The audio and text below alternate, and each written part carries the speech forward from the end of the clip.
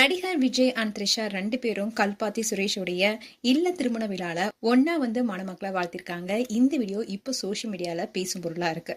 ஏற்கனவே நடிகர் விஜய்க்கும் சங்கீதாவுக்கும் ஏற்பட்ட பிரச்சனை பெரிய பூதாகரமாகி விவாகரத்துல நிக்குது.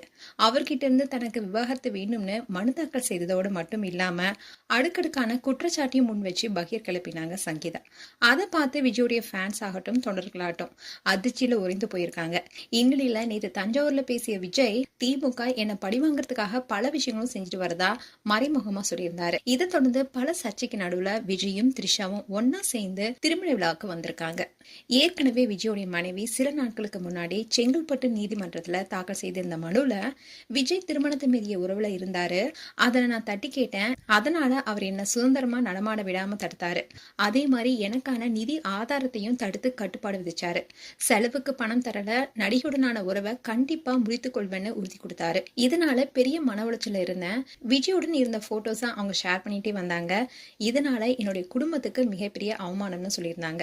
அண்ட் தேவைப்பட்ட அந்த நடிகை யார் என்பதை நான் வெளிப்படையா சொல்லுவேன்னு சொல்லியிருந்தாங்க. இதை தொடர்ந்துதான் இன்னைக்கு விஜய் அண்ட் த்ரிஷா 2 பேரும் ஒன்னா சேர்ந்து வந்தது.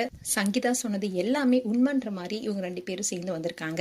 அதோட இதை பார்த்த ஃபேன்ஸ் எல்லாருமே அப்போ விஜய் அண்ட் த்ரிஷாவுடைய உறவு உண்மைதானா, அண்ட் விஜய் கண்டிப்பா சங்கீதா விவாகரத்து செஞ்சுட்டு த்ரிஷாவை மறுமணம் செய்யறக்காரனும் சொல்லப்படுது. இதை பார்த்த ஃபேன்ஸ் எல்லாம் அதிர்ச்சியாக இருக்காங்க. இவங்களுடைய பிரிவுக்கு த்ரிஷா தான் முக்கியமான புள்ளியா இருந்திருக்காங்கன்னு பலரும் பல விதமான கருத்துக்களை சொல்லிட்டு வராங்க. மேலும் விஜய் த்ரிஷா குறித்து உங்களுடைய கருத்துக்களை கமெண்ட் செக்ஷன் சொல்லுங்க. இது போன்ற வீடியோஸை பார்க்க நியூஸ் தமிழ் கிட்ஸ் சப்ஸ்கிரைப் பண்ணுங்க. மறக்காம நோட்டிபிகேஷன் பட்டனை கிளிக் பண்ணுங்க.